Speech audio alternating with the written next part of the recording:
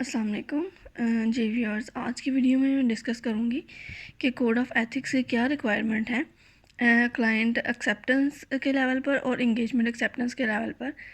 कि client acceptance और engagement acceptance के टाइम पर जो चार्टर्ड अकाउंटेंट है वो किन पॉइंट्स को कंसीडर करेगा। तो पहले हम देख लेते हैं कि क्लाइंट एक्सेप्टेंस के टाइम पर चार्टर्ड अकाउंटेंट किन प्रोसीजर्स को फॉलो करेगा। Before accepting a new client relationship, a chartered accountant in practice shall determine whether acceptance will create any threats to compliance with the fundamental principles. जो chartered accountant है वो इस चीज़ को consider करेगा कि अगर वो एक न्यू क्लाइंट को एक्सेप्ट कर रहा है तो क्लाइंट एक्सेप्टेंस की वजह से कोई जो उसके है फंडामेंटल प्रिंसिपल्स हैं जो कि हैं integrity, objectivity, professional competence and due care, confidentiality and professional behaviour, उनके साथ कंप्लायंस में कोई थ्रेट राइज तो नहीं हो रहा। पोटेंशियल थ्रेट्स टू इंटेग्रिटी और प्रोफेशनल बिहेवियर में be created, for example questionable issues associated with the clients. जो कि क्वेश्चनेबल इश्यूज होते हैं उससे रिलेटेड, क्लाइंट से रिलेटेड या उसके ओनर्स, मैनेजमेंट या उसकी जो एक्टिविटीज़ है उससे कोई थ्रेट तो नहीं क्रिएट हो रहा, वो इस चीज़ को एक चार्टर्ड अकाउंटेंट कंसीडर करेगा। सपोज क्लाइंट एक्सेप्टेंस है, एक हमारे पास न्यू क्लाइंट आया तो उसमें हम लोग इस चीज़ को कंसीडर करेंगे कि जो क्लाइंट है इन पॉइंट्स को देखा जा सकता है। इसकी हम एग्जांपल इस तरह से ले सकते हैं कि अगर उस क्लाइंट पर इन्वेस्टमेंट है फर्म की, तो जो क्लाइंट जो फर्म है उसकी ऑब्जेक्टिविटी को थ्रेट रेज हो जाएगा। तो अगर वो थ्रेट इतना सिग्निफिकेंट है कि उसको सेफगार्ड्स अप्लाई करके कम नहीं किया जा सकता तो जो है फर्म, ऑडिट फर्म है, उसको एक्सेप्ट नहीं करनी चाहिए क्लाइंट, जो क्लाइंट की इंगेजमेंट है या न्यू क्लाइंट की जो एक्सेप्टेंस करते हुए अगर ये वाला थ्रेट राइज होता है तो चार्टर्ड अकाउंटेंट या ऑडिट फर्म उस क्लाइंट को एक्सेप्ट नहीं करेगी अपनी सर्विसेज देने के लिए।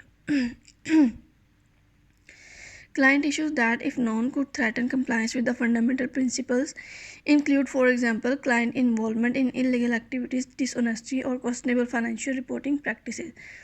जी, तो इसमें ये बताया है कि जो क्लाइंट से जो इश्यूज़ हैं, सपोज क्लाइंट इलीगल एक्टिविटीज़ में इन्वॉल्व है या डिसऑनेस्ट है या फाइनेंशियल रिपोर्टिंग जो उसकी प्रैक्टिसेस हैं वो क्वेश्चनेबल है, तो ये थ्रेट करेंगी हमारी फंडामेंटल प्रिंसिपल्स के साथ compliance को। A chartered accountant in practice shall evaluate the significance of any threat and apply safeguards when necessary to eliminate threats or reduce them to an acceptable level। Client acceptance के time पर जब हम ये इस चीज़ को consider कर रहे होंगे कि क्या हमारे जो फंडामेंटल प्रिंसिपल्स हैं उनकी कंप्लायंस में कोई थ्रेट तो राइज नहीं हो रहे। अगर तो थ्रेट्स राइज हो रहे हैं तो हम देखेंगे कि क्या हम सेफगार्ड्स को अप्लाई करके उन थ्रेट्स को रिड्यूस कर सकते हैं, एलिमिनेट कर सकते हैं या एक्सेप्टेबल लेवल पर लेकर आ सकते हैं। तो वो सेफगार्ड्स क्या होंगे? Obtaining knowledge and understanding of the client, it's owners, managers and those responsible for its governance and business activities. Client acceptance के टाइम पर हम लोग जो सेफगार्ड्स अप्लाई कर रहे होते हैं उसमें हम एक अंडरस्टैंडिंग ले रहे होते हैं ओवरऑल लेवल पर एक ऑर्गेनाइजेशन की, उसके ओनर्स की, कि अगर जो एक ऑर्गेनाइजेशन के ओनर्स की ही इंटेग्रिटी क्वेश्चनेबल है तो एज अ होल अगर हम एक ऑडिट परफॉर्म कर रहे हैं तो हमारा जो है उस पर स्कोप लिमिटेशन आ जाती है कि ओवरऑल हम कह ही नहीं सकते कि रिस्क इतना बढ़ जाता है कि हम ये नहीं कह सकते कि जो है अकाउंट्स हैं वो true and fair view represent कर रहे हैं। तो इन चीज़ों को हमें क्लाइंट एक्सेप्टेंस के टाइम पर देखना चाहिए कि क्या है, अंडरस्टैंडिंग लेनी चाहिए ओनर की, उनके मैनेजर्स की, उनका जो स्ट्रक्चर है उसकी। तो अगर तो जब हम अंडरस्टैंडिंग लेते हैं उससे थ्रेट्स राइज हो रहे हों तो सेफगार्ड्स अप्लाई करेंगे। एक सेफगार्ड ये प्रिकॉशनरी मेजर है कि हम क्लाइंट को एक्सेप्ट करने से पहले इन सारी चीज़ों की अंडरस्टैंडिंग ले रहे हैं और उनसे जो थ्रेट्स राइज होंगे उन पर सेफगार्ड्स अप्लाई करेंगे। Securing the client's commitment to improve corporate governance practices and or policies। जी, हम ऑर्गेनाइजेशन की अंडरस्टैंडिंग ले लेते हैं तो हम क्लाइंट से भी इस चीज़ की कमिटमेंट लेते हैं कि वो अपनी जो गवर्नेंस है, कॉर्पोरेट गवर्नेंस प्रैक्टिसेस और इंटरनल कंट्रोल्स को इम्प्रूव करेंगे. Where it is not possible to reduce the threats to an acceptable level, the chartered accountant in practice shall decline to enter into the client relationship. जी, client acceptance के time पर जब हम understanding लेते हैं organisation की, उसके owners की, कॉर्पोरेट गवर्नेंस की, और इस सारे प्रोसेस के ड्यूरिंग दैट अगर हमें आइडेंटिफाई हो जाता है कि थ्रेट्स एग्जिस्ट कर रहे हैं जो फंडामेंटल प्रिंसिपल्स हैं उनकी कंप्लायंस के साथ, तो हम इस चीज़ को देखते हैं कि क्या हम सेफगार्ड्स जो हैं वो अप्लाई करके इस थ्रेट्स को एक्सेप्टेबल लेवल पर लेकर आ सकते हैं. अगर तो वो पॉसिबल नहीं है कि थ्रेट्स को हम एक्सेप्टेबल लेवल पर नहीं लेकर आ सकते, तो क्लाइंट एक्सेप्टेंस ही नहीं करनी चाहिए, डिक्लाइन कर देनी चाहिए client acceptance. It is recommended that a chartered accountant in practice periodically review acceptance decision for recurring client engagements.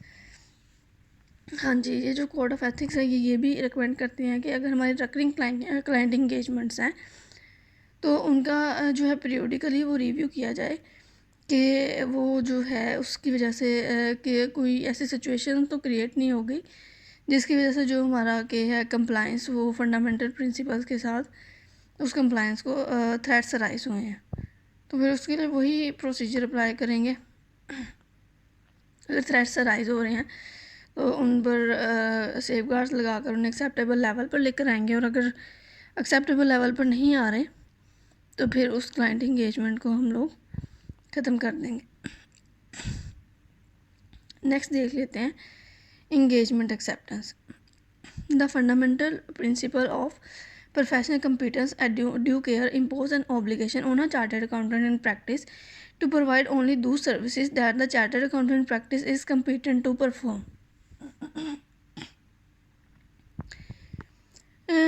जी, अगर हम कोई नए इंगेजमेंट को एक्सेप्ट कर रहे हैं तो कोड ऑफ एथिक्स ये ऑब्लिगेशन इम्पोज करता है एक चार्टर्ड अकाउंटेंट पर कि जो फंडामेंटल प्रिंसिपल है प्रोफेशनल कंपीटेंस है ड्यू केयर का, एक चार्टर्ड अकाउंटेंट को इस चीज़ को कंसिडर कर लेना चाहिए कि जो इंगेजमेंट हम एक्सेप्ट कर रहे हैं क्या उसको परफॉर्म करने के लिए हमारे पास प्रोफेशनल कंपीटेंस है. Before accepting a specific client engagement, a chartered accountant in practice shall determine whether acceptance would create any threat to compliance with fundamental principles. For example, a self interest threat to professional competence and due care is created if the engagement team does not possess or cannot acquire the competencies necessary to properly carry out the engagement. जी, जब कोई नई engagement आती है और उसके लिए हमारे पास जो है रिक्वायर कंपिटेंस स्किल नहीं है या उस हम कंपिटेंस को एक्वायर नहीं कर सकते, तो हमारा सेल्फ इंटरेस्ट थ्रेट राइज हो जाता है to professional competence and due care कि अगर हम इसको रिफ्यूज़ कर देंगे इंगेजमेंट को तो इन शेप के हमारा रेवेन्यू कम होगा. तो हम कंप्रोमाइज़ ना कर जाएं अपनी प्रोफेशनल कंपीटेंस और ड्यू केयर के फंडामेंटल प्रिंसिपल के साथ कंप्लायंस पर. तो कोड ऑफ एथिक्स की ये रिक्वायरमेंट है कि जो चार्टर्ड अकाउंटेंट्स हैं उन्हें वही सर्विसेज प्रोवाइड करनी चाहिए जिसकी उनके पास प्रोफेशनल कंपीटेंस हो और या वो उस कंपीटेंस को डिवेल्प कर सकते हैं या एक्वायर कर सकते हैं.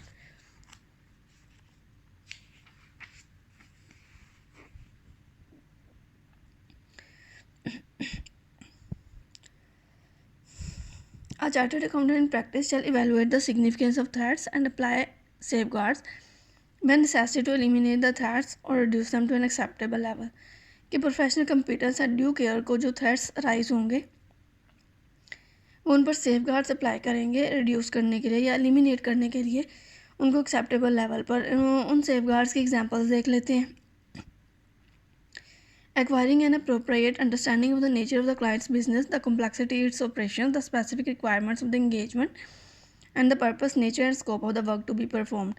यानी कि हम प्रॉपर अंडरस्टैंडिंग लेंगे कि जो है हमने काम परफॉर्म करना है उसका क्या स्कोप है, उसका पर्पस क्या है, जो क्लाइंट है उसकी कॉम्प्लेक्सिटी ऑपरेशंस की उसकी क्या है. सो दैट इस अंडरस्टैंडिंग से हम क्लियर होंगे कि क्या हमारे पास उस काम को परफॉर्म करने के लिए रिक्वायर्ड कंपिटेंस है. Acquiring knowledge of relevant industries और सब्जेक्ट मैटर. जो रेलिवेंट इंडस्ट्री है या सब्जेक्ट मैटर है जिससे रिलेटेड हमने इंगेजमेंट प्रोवाइड करनी है, इंगेजमेंट सर्विसेज प्रोवाइड कर रहे हैं, उसका नॉलेज एक्वायर करेंगे उससे जो रेलिवेंट इंडस्ट्रीज़ हैं। पोजेसिंग और obtaining experience with relevant regulatory और reporting requirements, assessing sufficient staff with the necessary competencies. हम इस चीज़ को असेस करेंगे कि हमारे पास एक न्यू असाइनमेंट जो आई है, एंगेजमेंट जो न्यू हमें ऑफ़र हुई है, उसको एक्सेप्ट करने से पहले हम उसकी एक प्रॉपर अंडरस्टैंडिंग डेवलप करेंगे, उससे रिलेटेड नॉलेज लेंगे। हम देखेंगे कि क्या हमारे पास उस चीज़ के लिए सफिशिएंट स्टाफ अवेलेबल है उस जो है एंगेजमेंट को परफॉर्म करने के लिए, और उस स्टाफ के पास क्या नेसेसरी जो कम्पिटेंस है वो है। सपोज़ एक ऑडिट फर्म है, उसमें टैक्स की इंगेजमेंट आ जाती है उनके पास, असाइनमेंट न्यू आती है, लेकिन वो जो है उनके पास रेलिवेंट एक्सपर्टीज़ नहीं है।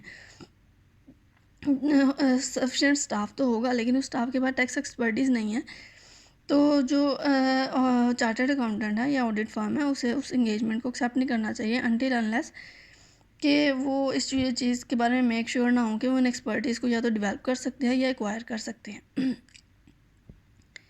यूजिंग एक्सपर्ट्स वेयर नेसेसरीज जी, तो जहाँ पर एक्सपर्ट की ज़रूरत हो वहाँ पर हम लोग एक्सपर्ट को जो है उसकी सर्विसेज ले लें ताकि जो इंगेजमेंट है वो पूरी प्रोफेशनल कम्पिटेंस और ड्यू केयर के साथ परफॉर्म हो। Agreeing on a realistic time frame for the performance of the engagement के लिए जो रिक्वायर्ड एक टाइम फ्रेम है उसके वो हम लोग एग्री करेंगे क्लाइंट के साथ कि ये इंगेजमेंट है, इसको जो है एक प्रॉपर टाइम में कितने टाइम में ये परफॉर्म होगी, उस चीज़ को हम डिसाइड कर लेंगे, एग्री कर लेंगे। Complying with quality control policies and procedures design to provide reasonable assurance that specific engagements are accepted only when they can be performed competently जी। तो जो quality control policies and procedures हैं उस design to provide reasonable assurance, हम लोग उनके साथ comply करेंगे कि हमने जो है उसी इंगेजमेंट को एक्सेप्ट किया है जिसको हम कम्पिटेंटली परफॉर्म कर सकते हैं। When a chartered accountant in practice intends to rely on the advice or work of an expert, the chartered accountant in practice shall determine whether such reliance is warranted. Factors to consider include, जब chartered accountant किसी expert की services लेगा तो वो इस चीज़ को consider करेगा कि क्या जो उसके काम पर रिलायंस है वो वारंटेड है। और अब हम देख लेते हैं कि वो कैसे उसके काम पर जो एक्सपर्ट है उसके काम पर कैसे रिलाई किया जा सकता है। Factors to consider include reputation, expertise, resources available and applicable professional and ethical standards.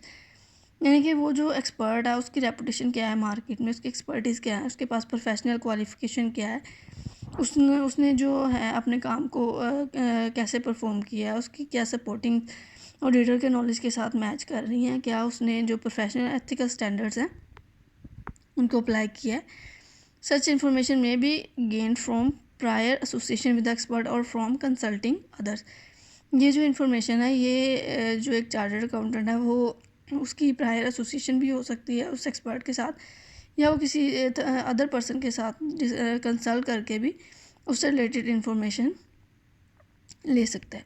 तो ये थी डिटेल जो कि मैंने डिस्कस की कि एक चार्टर्ड अकाउंटेंट को क्लाइंट एक्सेप्टेंस और इंगेजमेंट एक्सेप्टेंस के टाइम पर कौन किन चीज़ों को कंसीडर करना है, क्या प्रोसीजर्स अप्लाई करने हैं, और अगर थ्रेट्स राइज हो रहे हों तो कौन से सेफगार्ड्स अप्लाई करके उन थ्रेट्स को एक्सेप्टेबल लेवल पर लेकर आना है।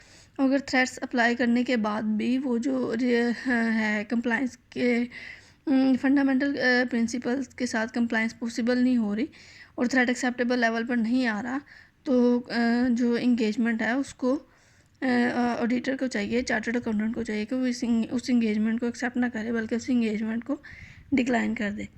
होपफुली आपको मेरी आज की वीडियो अच्छी लगी होगी।